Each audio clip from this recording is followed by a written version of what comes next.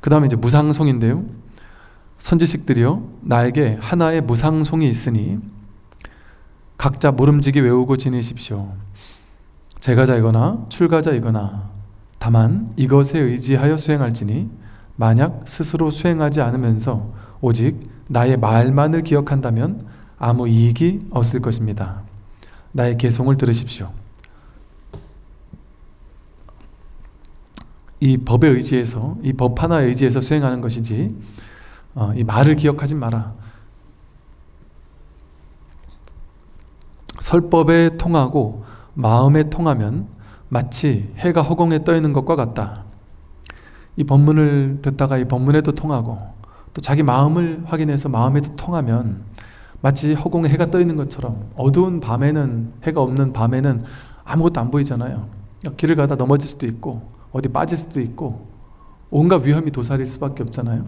근데 하늘에 해가 환히 떠 있을 때 길을 가면 아무런 위험이 없단 말이에요. 환히 보고 있으니까, 지혜가 청명하니까 어디 빠질 일도 없고 길을 잘못 들어설 일도 없고 환히 본단 말이죠. 그것과 같이 설법에도 통하고 마음에도 통하면, 이 법에 통하면 마치 해가 떠 있는 것처럼 밝은 지혜 광명이 생겨난다. 오직 견성하는 법을 전하며 세간의 삿된 가르침을 부순다. 오직 자기 성품을 확인하는, 내가 누군지를 확인하는 이 견성법만을 전하면서 세간의 삿된 가르침을 전부 다 부수는 길이다, 이 공부는. 무엇이 세간의 삿된 가르침이겠어요? 분별이 바로, 세간의 삿된 가르침이 바로 분별이에요. 자기 분별은 끊임없이 부순다. 법에는 돈과 점이 없지만 어리석은 이가 깨닫는 데는 늦고 빠름이 있다. 이 법에는 돈도 없고 점도 없어요. 그런데 사람에게는 어리석은 이가 있고 또 깨닫는 데는 또 늦고 빠른 것이 있을 수 있다. 그러다 보니까 방편으로 돈오니 점수니 돈이니 점이니 하는, 몰록 깨닫는 거냐 아니면 점차적으로 깨닫는 거냐, 또는 깨달음 이후에 몰록 닦아 마치는 거냐 아니면 점차적으로 닦아가는 것이냐 라는 분별이, 사람들에게는 그런 분별이 있다. 그러니까 법의 입장에서 보면 돈오 돈수라고도 할 수 있어요. 몰록 깨닫고 몰록 마치는 거예요. 끝나버린 거예요. 그런데 이 현상에서는, 이 중생들의 현상세계 입장에서 방편으로 봤을 때는 돈오 점수란 말이죠. 점수, 점차적으로 닦아서 익힌다. 왜? 오랫동안 익혀왔던 업의 습을 한 방에 떼는 것은 뭐 쉽지 않은 일이다. 쉽지 않은 일이 아니라 그랬다는 사람을 들어본 적이 없다. 다만 이 견성의 문을 어리석은 이는 알지 못한다. 이 견성하는 문을 어리석은 이는 알지 못하죠. 듣도 보도 못했다고 하고, 심지어 초기 불교를 하는 사람도 견성이 뭔데? 그러니까 견성을 어떤 니미따를 하나 체험하는 걸 견성이라고 생각하더라고요. 초기 불교 분들은. 그래서 견성 얘기를 하는데 대화 자체가 안 될 수도 있단 말이에요. 그냥 어떤 니미따 체험, 어떤 삼매 체험, 그런 거 하나 한 거 견성이라고 본다고 이렇게 폄하를 하는 거예요. 그거는 이 초기 불교의 깨달음의 단계 따지면 견성은 사선 8정에서 첫 번째, 두 번째 선정 정도밖에 되지 못한다라고 이해하는 사람도 있고, 아예 대화가 되질 않는 거예요. 대화할 마음도 없을 수도 있고, 그러니까 그렇게 다르게 해야 될 수도 있단 말이죠. 그건 이거 가지고 많은 사람들이 이제 이게 초기 불교 공부하다가 이쪽으로 넘어와서 공부하는 분들이 저한테 그런 질문 많이 해요.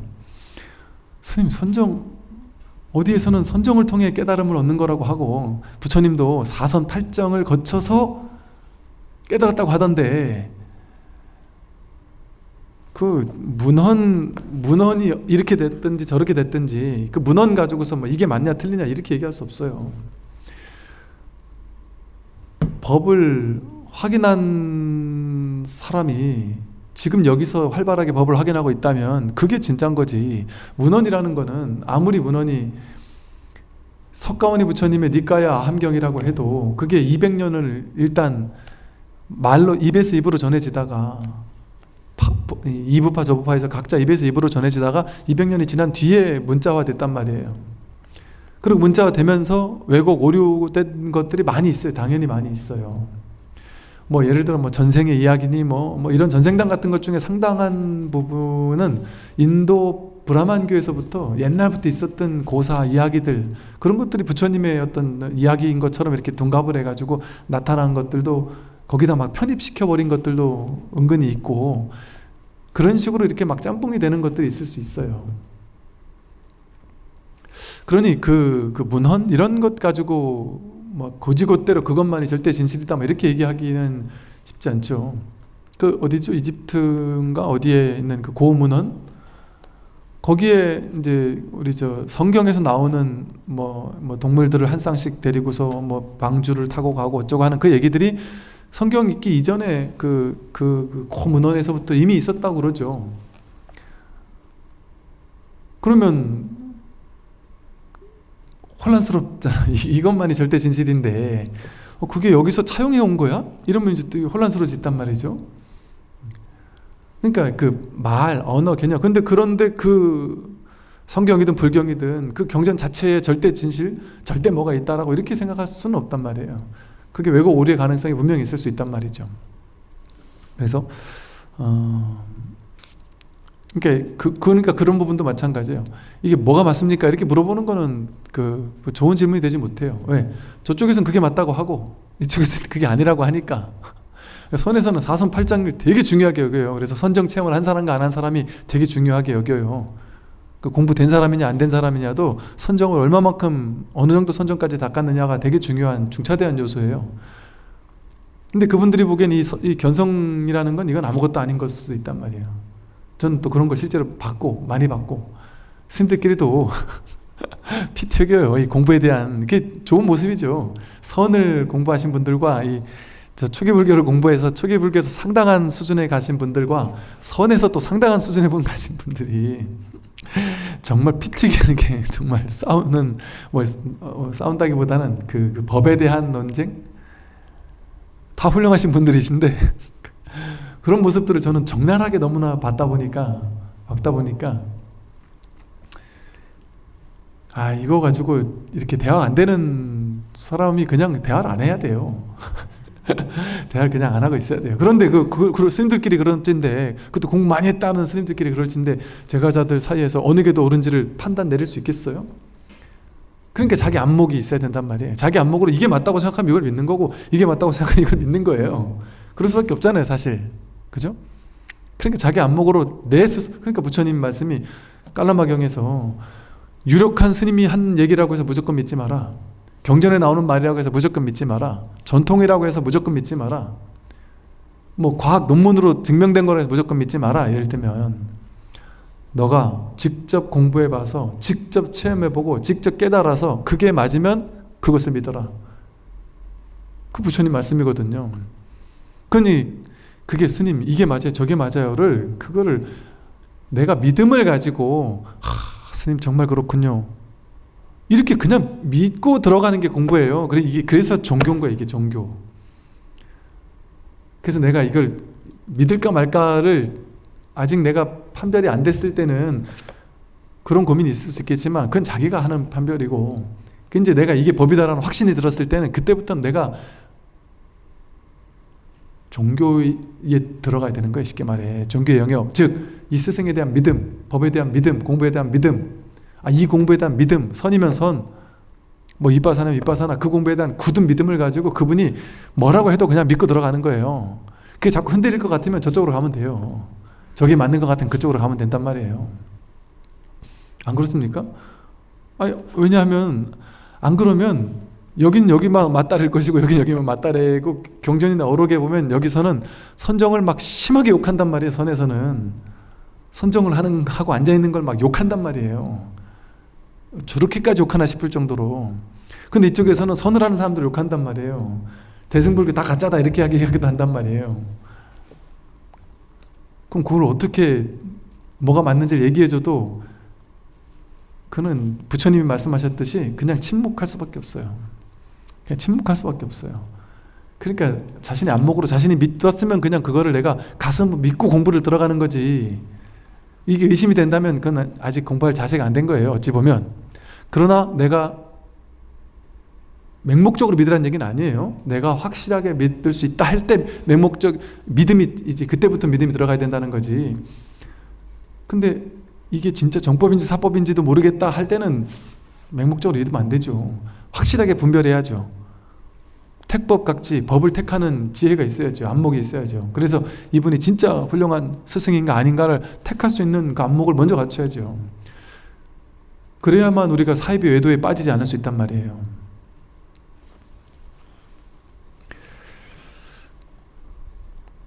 다만 이 견성의 문을 어리석은 이는 알지 못해요. 말을 하면 수만 가지로 벌어지지만 이치에 개합하면 하나로 돌아간다. 말을 하면 막 얼마나 많은 말들이 있겠어요. 온갖 다양한 설법이 있고 온갖 말을 할 수 있고, 저도 뭐 보니까 뭐 강의 유튜브에 올린 것만 600강의가 있다는데 얼마나 많은 말을 떠들어 댔겠어요. 근데 그게 다 하나란 말이에요. 하나. 이 얘기 저 얘기 모든 얘기가 말로 따진다면 수만 가지로 벌어지지만 이치에 개합한다면 이게 다 하나로 돌아가는 얘기예요. 다 같은 얘기 하나를 하고 있단 말이에요. 하나의 얘기만 하고 있단 말이에요. 다른 얘기일 수가 없어요. 팔만대장경이 말로 따지면 전부 다 무수히 많은 8만 가지 무수히 많은 말로 나뉘지만 이 이치에 개합하면 한 법밖에 없어요. 한 법. 번뇌의 어두운 집 속에서 항상 지혜의 태양을 밝혀야 한다. 이 번뇌의 어두운 집, 분별이라는, 분별 생각 망상이라는 이 번뇌의 어두운 집 속에 또 이 삼라만상으로 분별되어지는 이 각계 무수히 많이 분별되는 이 세상, 내가 보는 게 전부 다 분별의 세상이잖아요. 듣는 소리가 전부 다 분별의 소리고, 분별을 쫓아가면 이 세상은 삼라만상 너무나 많은 것으로 나뉘죠. 신경 쓸 게 너무 많죠. 정말 세상은 신경 쓸 게 많아요. 제가 이제 막 많은 분들 이래저래 와가지고 고민 얘기 막 상담 이래 하다 보면 그분들 때문에 이제 막 공부를 하게 돼요. 이제 세상 공부를 어쩔 수 없이 하게 돼요. 세상 사람들과 어울리다 보니까.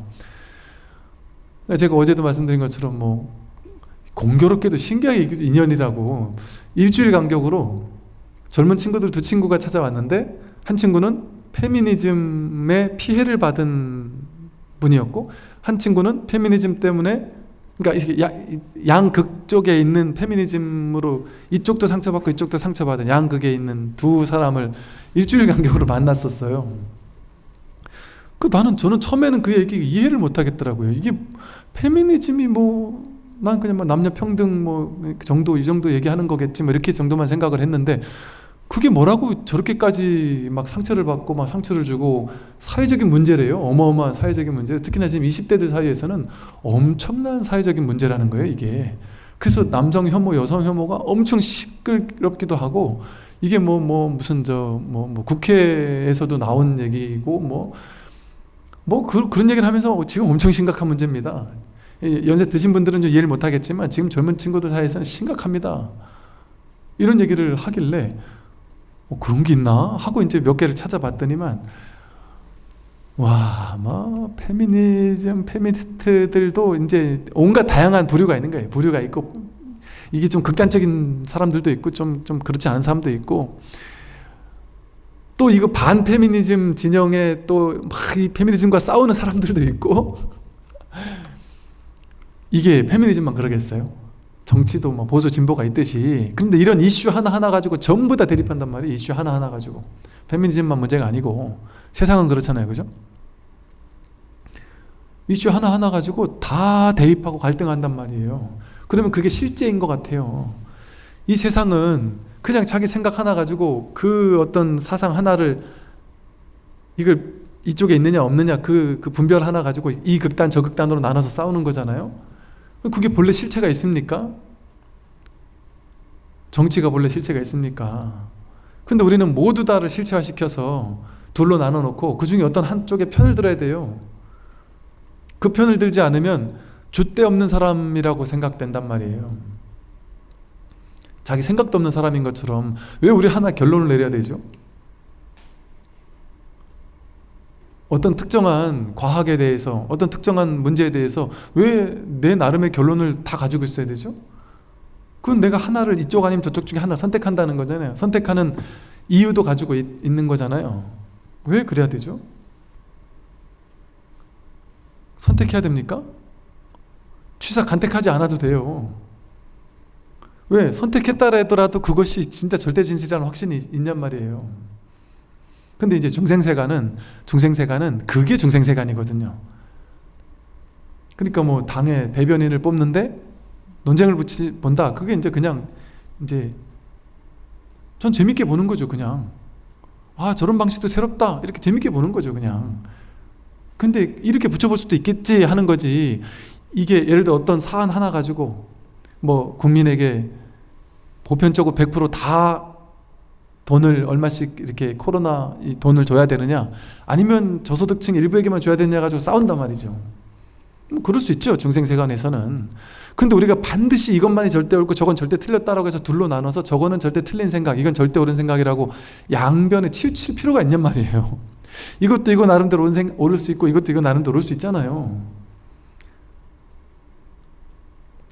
근데 이제 이 현실을 살다 보면 이 편이 되어서 논쟁할 때도 있겠죠, 그죠? 이 편에 서서 논쟁할 때도 있겠죠, 그죠? 그런 건 인정한단 말이죠. 근데 내가 진짜로 이것만이 절대 진실이라든지 저것만이 절대 진실이라든지, 페미니스트가 아니면 나쁜 사람들이라든지, 아니면 반페미인 사람들은 이 사람들 이상하게 보고 뭐 이 중에 어느 한쪽에 서야 된다든지, 그게 이 중생의 취사간택이 만들어내는 이 복잡다단한 세계거든요. 거기에 내가 왜 동조해야 되냔 말이에요. 거기 왜 우리가 무조건 따라가야 되냔 말이에요. 그 중에 어느 한 진영에 속해야 되냔 말이에요. 속하지 않는 것만이 진리라는 얘기를 하는 것도 아니에요. 속해도 되고 속하지 않아도 된단 말이에요. 그 모든 가능성에 마음을 열 수 있어야 된단 말이에요. 속해도 되죠. 속하지만 집착 없이 속한다면 그 팀들을 리더할 수 있어요, 지혜롭게. 과도하게 집착 없이 그 속에 있고, 과도하게 집착 없이 이 속에 있다면, 그래서 서로에게 마음을 열 수 있다면, 그러면서 이게 세상이 발전하는 거 아닐까요? 근데 그게 이제 극단으로 치달아서 이것만이 절대 진실이고 저건 절대 잘못됐다라고 해서 그거로 치달으면 그게 이제 남성 혐오, 여성 혐오가 되는 거 아니겠어요? 왜? 아니, 남녀가 평등하게 좀 이게 남자와 여자가 평등하지 못하던 측면들이 그동안 있었다면, 이걸 지금 바로 잡자. 얼마나 좋은 얘기예요. 누구나 다 좋다고 얘기하죠, 다. 근데 그게 극단으로 치달아가지고 대결 양상이 되고 아무것도 아닌 일 하나를 무조건 그런 어떤 프레임으로 씌워가지고 남녀 간의 갈등으로 막 그냥 하게 된다면 그게 어리석음이잖아요. 이게 둘로 나누어서 극단적으로 치닫는 게 어리석음이에요. 그게 이게 중생세간의 문제인데, 이렇게 되면 아무것도 아닌 일이, 그러니까 이제 저도 처음에 그 친구들 얘기 듣기 전까지는 페미니즘 이런 건 그냥 어디 되게 거기 관심 있는 일부 사람들이 있나 보지, 이 정도만 생각을 했는데, 이게 지금 20대들 사이에서는 엄청난 문제라고 하니, 지금 대학생들, 대학원생쯤 되는 20대들 사이에서는요, 너무 심각하대요. 이게 너무 심각하대요. 그래서 이게 진짜 엄청난 이게 갈등이 심하대요.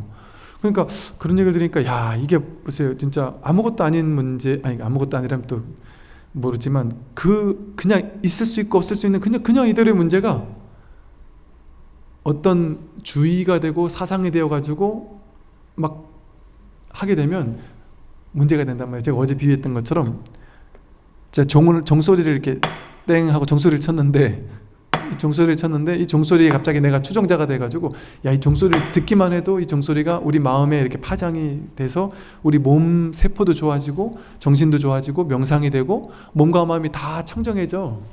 그래서 매일 이렇게 종소리만 들으면 우리 몸이 너무나도 좋아져 라고 만약에 제가 주장을 하면서 그걸 하나의 주의로 만들었어요. 어떤 법칙으로 만들어 종교처럼 하나 만들어서, 이 종소리만 듣기만 해도 몸도 좋아지고 마음도 좋아지고 깨달을 수 있어, 이런 어떤 사상을 하나 만들었다. 그래서 이걸 막 주장하면 그게 아니다라고 하는 사람들도 또 있을 거 아니에요. 그게 말이 되냐 하고 생각하는 사람도 있을 거 아니에요. 이걸 강력하게 주장하게 되면 이 파가 생기고 이거 반대파가 생긴단 말이에요. 난 그 소리 듣기 싫다라고 생각하는 파가 또 생긴단 말이에요. 그럼 이 종소리라는 아무것도 아닌 게 실제화된다니까요. 그래서 둘로 패가 나는 싸우게 된다니까요. 아무것도 아닌 거 가지고. 제가 어제도 얘기했지만 그 사주팔자 음양오행, 이게 실제 그걸 전공하는, 그거를 가르치는 선생님들이 궁합 이런 거 실체가 없다, 진짜가 아니다, 그건 그냥 재미로 보는 거지, 그걸 가지고 진짜 내가 자식들이 궁합이 안 맞는다고 해서 막 이혼시키고, 이건 말도 안 되는 소리다라고 그 전문가들이 그렇게 얘기를 하고 있다니까요. 태어난 시 날짜 가지고 그 사람이 이 궁합이 이럴 것이다 저럴 것이다 라고 말하는 것도 허구라는 거예요. 허구라고 그렇게 얘기를 한단 말이에요. 근데 그게 실제 뭔가가 있을 거야, 그건 맞는 뭔가가 있어 라고 믿는 사람이 있고 안 믿는 사람이 있잖아요 지금. 그걸 믿는 사람과 안 믿는 사람이 둘로 나뉘고 있잖아요 지금. 그런 것처럼 이 세상은 아무 뜻도 없고 의미도 없어요. 그냥 있는 이대로예요. 근데 거기에 무언가 하나를 쥐어서 이걸 옳다라고 주장하는 사람이 생기면 그 반대파도 생겨요. 그럼 그게 이제 돈이 되는 일이 생긴단 말이에요. 거기 투신하는 사람이 생기고 그게 돈으로도 연결되고, 그러면 이게 이제 하나의 산업이 되고 뭐 구승걸 일이 돼버리고, 그럼 여기에 또 견고한 사상이 막 논문도 나오고 하면서 사상이 정립이 되고, 그러면 이게 실체화가 된단 말이에요. 학문이 돼버리고 밥벌이가 되고, 이게 이제 문화가 되고 전통이 돼요. 그러면 지금 와서 이제 공부하는 사람들에게는 실제 그게 있다고 느껴지는 거예요. 그래서 본래 이 세상은 그냥 있는 이대로일 뿐 뜻도 없고 의미도 없다, 분별할 게 없다라고 얘기하면 이 말이 되게 낯선 거예요. 조수님이 이상한 얘기 하는구나. 실제 사주도 있고 팔자도 있고 뭐가 이 모든 문제가 다 있는데, 이렇게 실제 이 세상에 문제가 있고 그 문제 가지고 실제 이렇게 막 갈등이 있는데 그게 어떻게 본래 본질에선 텅 비었다고 하느냐, 말도 안 되는 소리다라고 이제 한단 말이죠. 이렇게 둘로 나누는 게 지금 이 시대가 지금 그걸 실체화 시켜가지고 세상이 지금 돌아가고 있다 보니까 그걸 진짜라고 여기는 세상이란 말이에요. 그러니까 이렇게 말을 따라가면 세상은 천차만별로 나뉘는 거예요. 근데 말을 따라가지 않으면, 분별을 따라가지 않으면 이 세상은 지극히 심플해서 아무 일이 없어요. 무사인, 본래 아무 일이 없단 말이에요. 한 물건도 없고 아무 의미도 없고 뜻도 없고 그러니까 공하다래요. 공하다, 텅 비었다. 공하다니까요. 아무 일이 없는데 그냥 하나를 만드는 거예요. 여러분 뭐 이거 온갖 명상단체, 심지어 사이비 종교단체도 그렇고 뭐 하나를 가지고 만들면 그게 이제 그게 되는 거예요. 그럼 그 추종자들이 생겨요. 그 추종자들 만드는 것이 쉽다니까요. 그 강력하게 뭔가 있어 보이는 것처럼, 실제인 것처럼 계속해서 논리를 막 마련해가지고 막 얘기하면 거기 따라온다니까요. 사로잡혀가지고. 심지어 나중에 종교에 완전 그렇게 사입에 집착하는 사람들은 어때요? 지금 우리는 지금 다 같이 집단적으로 저 위에서 우리를 부르신다. 그건 집단 자살도 하는 거예요. 그런 신뢰가 많잖아요. 그러면서도 집단 자살 하면서도 우리는 다 좋은 곳으로 간다고 생각하는 거예요. 기쁘게 자살을 받아들인단 말이에요. 그런 일도 벌어질 수 있다. 그러니까 이 분별이 극단으로 치우치면 이런 일이 생긴단 말이죠. 근데 그 분별 이전에는 본래 아무 일이 없었잖아요. 본래 한 물건도 없어요. 이 세상은 인연 따라 생기고 사라지고 그뿐이지. 이렇게 이 소리가 인연 따라 생기고 사라지고 그뿐이지. 이것도 생기고 사라지고 그뿐이지. 이 건물도, 여러분도, 돈, 명예, 권력, 지위, 나, 내 자식, 내 가족 전부 다 인연 따라 생기고 사라지고 그뿐이지. 뭐 한 물건이 있습니까? 뭐 실제라는 게 실제 있습니까? 그 모든 것들이 일어나고 사라지는 이 바탕 배경, 이 하나의 바다에서 그냥 온갖 물결이 일어나는 것 뿐이에요. 근데 그 하나의 특정한 물결을 일어났다 보니까 그 물결 금방 사라질 건데, 그 물결을 가지고 막 사상, 철학을 만들어 가지고 논문을 써서 이게 맞느니 틀리느니, 이게 좋으니 나쁘니 온갖 걸 만들어낸단 말이에요. 그러니까 그 만들어내니까 그게 실제 있는 것 같아 실제화되고 거기 추종자가 생기고, 그러면서 그런 주의 사상이 생기고, 뭐 무슨 이즘 하는 게 막 생겨나고, 그걸로 피해받는 사람이 생기고, 그걸로 돈 버는 사람도 생기고. 그게 특정한 뭐 무슨 이런 것만 얘기하는 게 아니라 세상 전체가, 중생세간 자체가 전부 다 분별이란 말이에요. 그렇게 이루어져 있단 말이에요.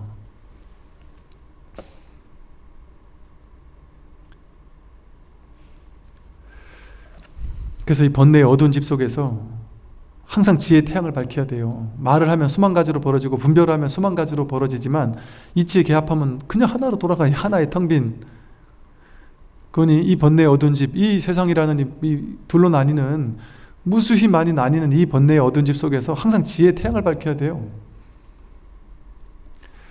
삿된 것이 오면 번뇌가 오고 바른 것이 오면 번뇌는 사라진다.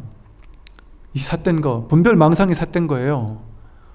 원죄, 하나님의 그 본래 아무 일 없던 그 동산에서 선악과를 따먹는, 선악을 분별하는, 둘로 나누는 차별, 분별, 둘로 나뉘는 그것이 시작된, 그게 원죄고 그게 근본 무명이거든요. 그 삿된 것이 시작되면서부터 번뇌가 시작되고 고통이 시작되고 괴로움이 시작되고, 그러나 그게 사라졌을 때, 그 분별망상이 사라지면 바른 것이 오기만 하면, 바른 것은 본래 와 있어요. 번뇌는 사라진다. 분별망상의 실상을 깨닫기만 하면 번뇌는 사라지죠.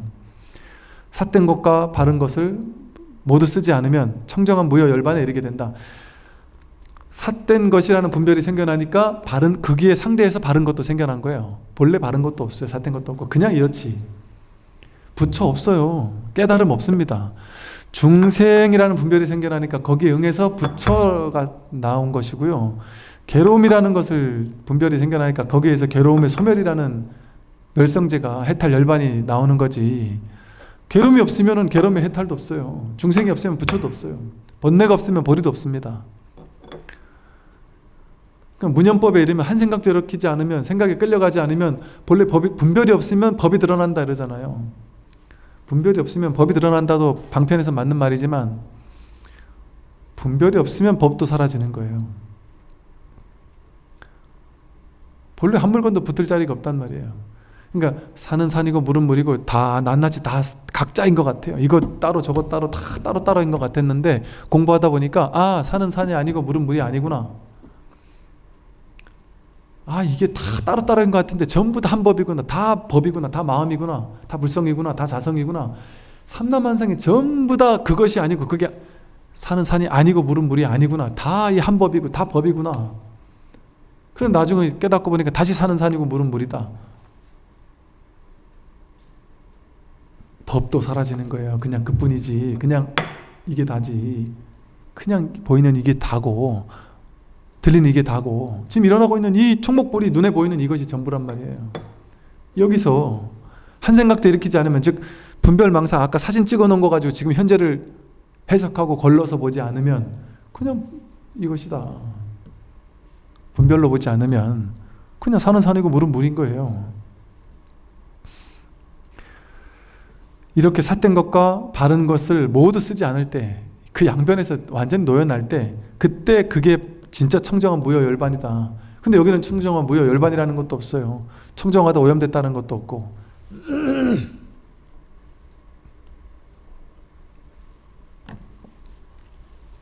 깨달음이 본래 자신의 본성인데 마음을 일으키면 곧바로 허망해진다.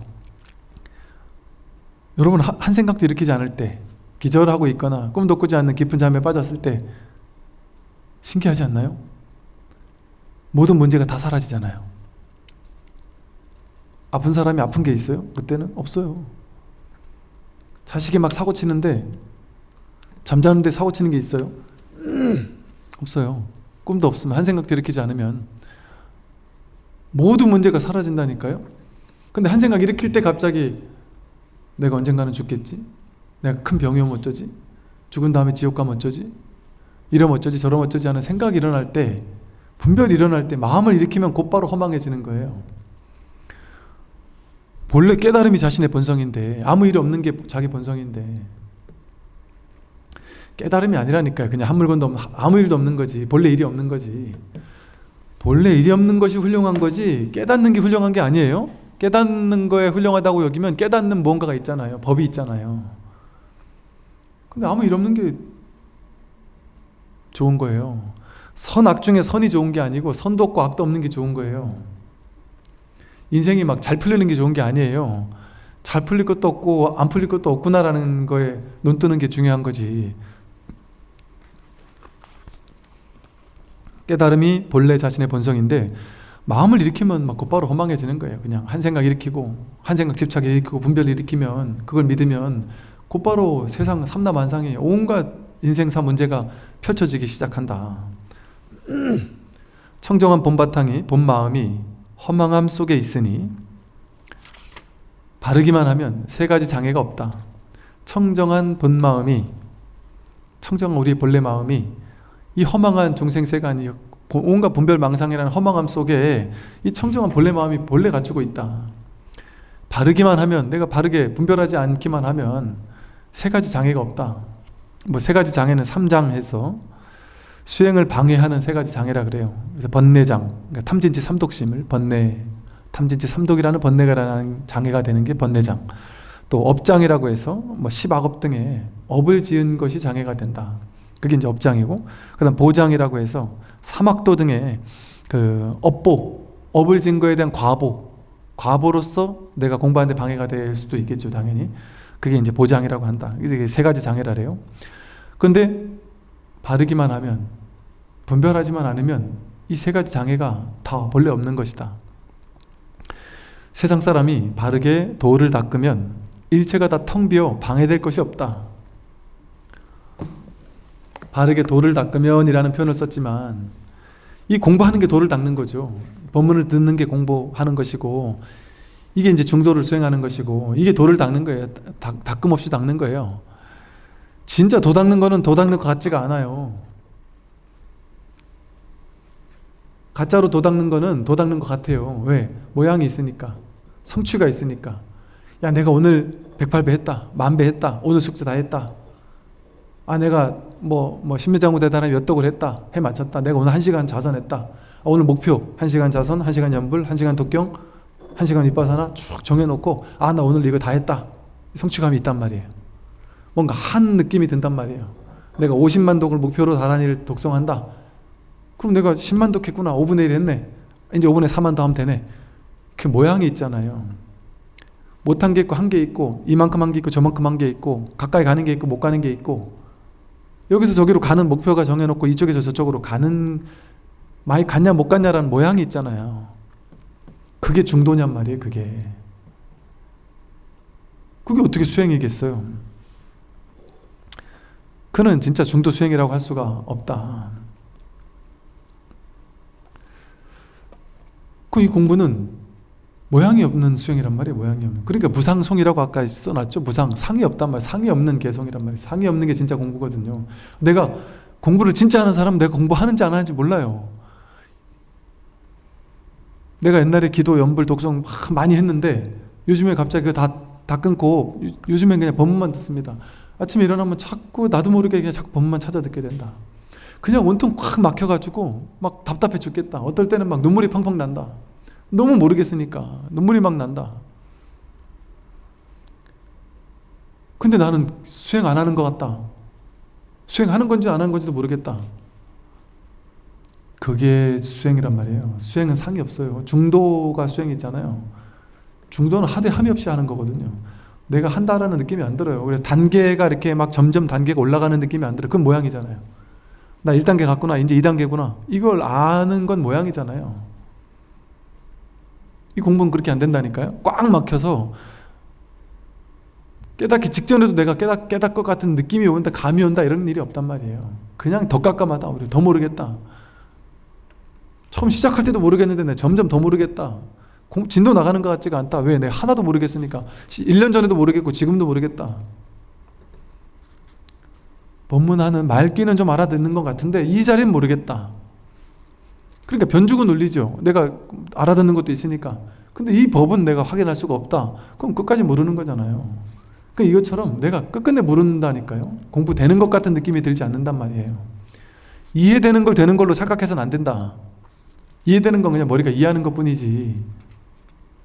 그러니까 이해되는 건 되는 거대로 내려놓고 신경 쓰지 말고 개의치 않고 모르는 건 모르는 거대로 그 모름 앞에서 버틴다. 그게 진짜 공부고, 그게 바로 화두를 들고 있는 거예요. 그러니까 가나선은 앉아가지고 이렇게 하는 게 가나선이 아니었어요. 나중에 몽산법어 이후로 앉아가지고 하는 가나선, 그것도 밀어붙이는 가나선, 오래오래 밀어붙이는 연불선 하듯이 하는 연불선 같은 그런 가나선으로 변질? 뭐 하여간, 왜? 가나선의 본뜻이 오염됐으니까 변질이라고도 할 수 있죠. 대서장에 나오는 본 그 가나선에는 앉아야만 된다 이런 거 없었어요. 그냥 꽉 막히게 만들었지. 그냥 화두를 가지고 꽉 막히게 하는 거예요. 그냥 길을 걷든 행주자 어목동정이라 그러잖아요. 행동하든 머물러 있든 말을 하든 침묵하든 언제나 언제나 그냥 이 화두가 성성하단 말이에요. 뭔가 모르게 이걸 알고 싶다 모르겠다 하는 거에 벽에 부딪혀 있단 말이에요. 그게 가나선이에요. 그게 초기 가나선이에요. 근데 나중에 우리 한국 불교는 원류부터가 한국 불교 하던 많은 분들이 그 몽산법어라는 나중에 이제 오염된 연불선을 주창하던 그분이 만든 게 몽산법어거든요. 그 연불선에 가깝게 가나선을 바꿔버렸단 말이에요. 근데 이제 그 시기에 그러니까 우리나라 사신이 중국에 가서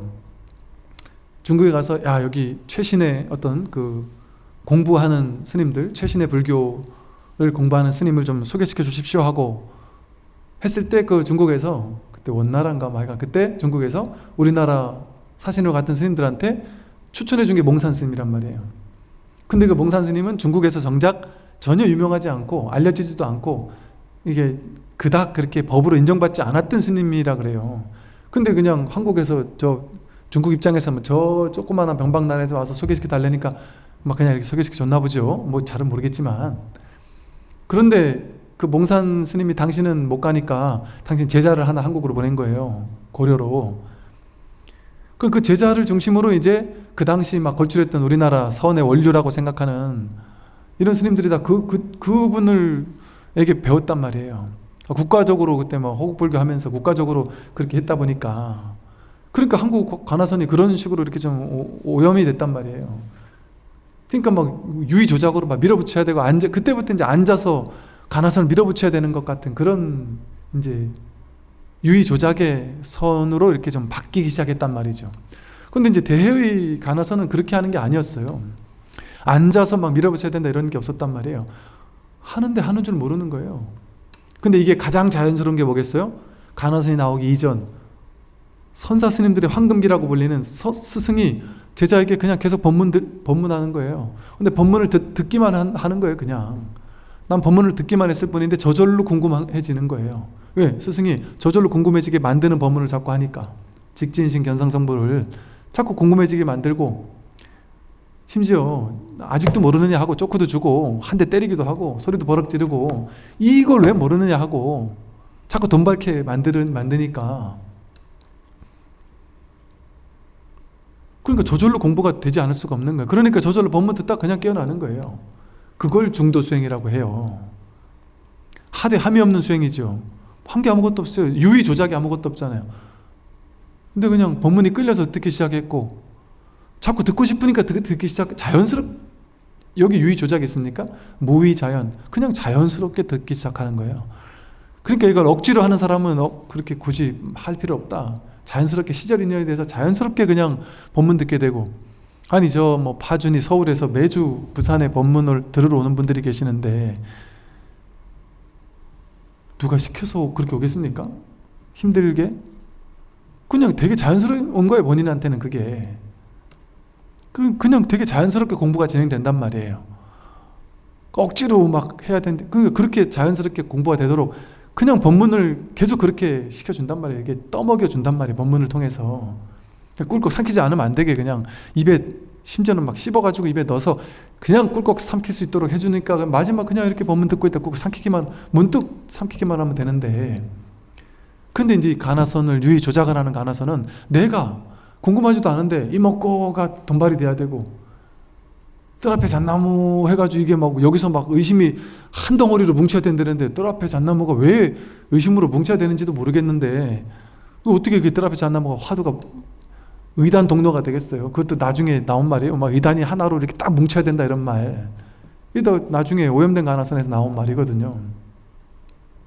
그러니까 이 초기 가나선은 철저한 이 조사선이 법문 듣다 깨닫는 무위법에 거기 근간을 두고 있는 거거든요. 근데 이제 이게 오염되니까 나중에 막 앉아서 좌선으로 밀어붙여야 된다고 생각하는 것으로 오염된 것일 뿐이죠. 그래서 여기 나오는 것처럼 보세요. 항상 자기의 허물을 돌아본다면 여기죠. 세상 사람이 바르게 도를 닦으면 중도로서 애쓰지 않고 유의 조작하지 않고 진짜 중도 수행 해서 바르게 도를 닦으면 그 중도 아니에요. 중도를 바르게 닦으면 일체가 다 텅 비어 방해될 것이 없다.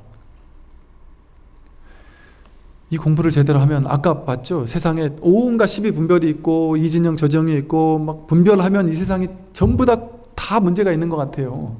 이건 취해야 될 것 같고 저건 버려야 될 것 같고. 왜? 실제 세상이 진짜 있는 것 같으니까. 내가 돈도 진짜 벌어야 될 것 같고 성공도 진짜 해야 될 것 같고 성공하는 뭔가가 진짜 있는 것 같고 실패하는 뭔가가 진짜 있는 것 같고 잘난 게 있는 것 같고 못난 게 있는 것 같고 젊음이 있고 늙음이 있는 것 같고 이진영 저진영이 있는 것 같고 이건 옳고 저건 틀린 게 진짜 있는 것 같고 그 세상의 모든 것들이 낱낱이 진짜 있는 것 같단 말이에요. 그런데 바르게 도를 닦으면 일체가 다 텅 비어 방해될 게 없어요. 일체가 다 본래 텅 비어서 그 어떤 것도 방해될 게 없어요. 있는 이대로 아무 일이 없어요.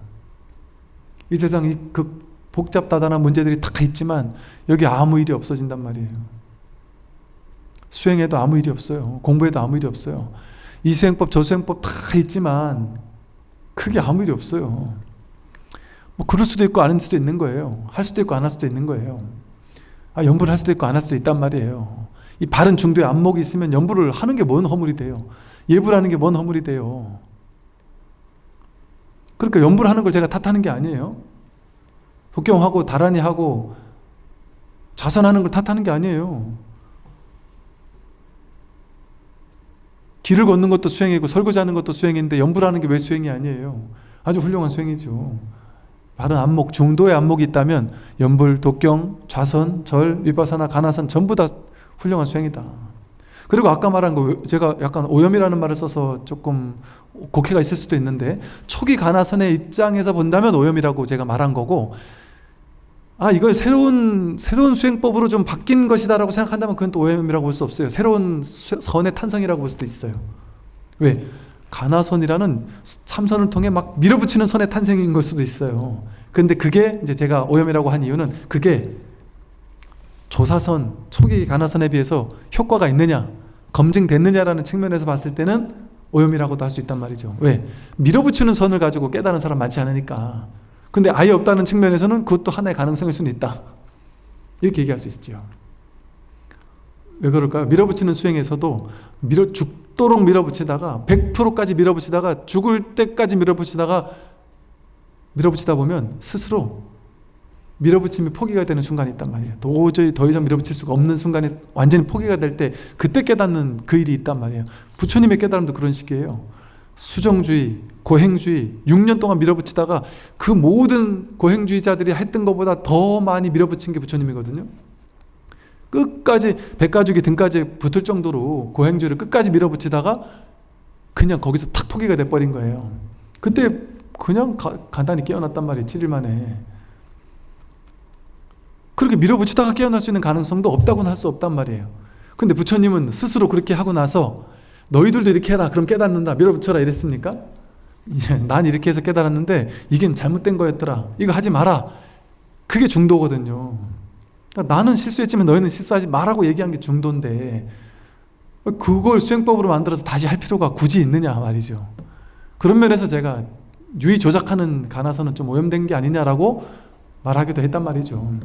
근데 뭐 그것도 또 하나의 방법일 수 있으니까 그렇게 깨어나는 것도 영 없는 건 아니니까 그것도 또 뭐 그런 측면에서는 또 무조건 또 아니라고 할 수도 없는 측면도 있다 맞잖아요. 있을 수 있단 말이죠.